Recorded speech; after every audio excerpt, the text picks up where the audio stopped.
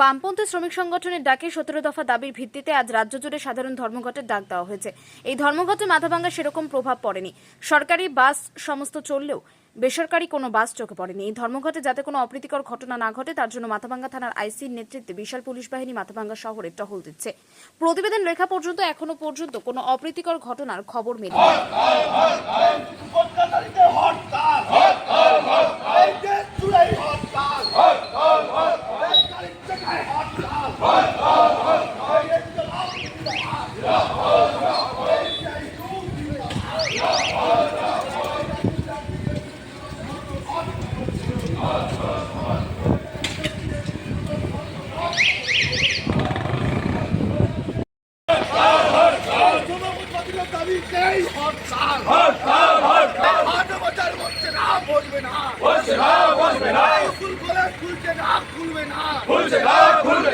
গাড়ির চাকা ঘুরছে না, ঘুরবে না, হাট বাজার বসছে না, বসবে না।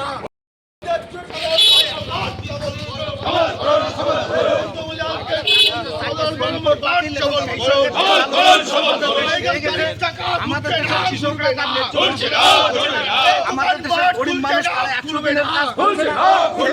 ভয়ঙ্কর ভাবে বিপদের মধ্যে আছে। এরকম 3 মাস ধরে আমরা বন্ধের প্রচার করছি।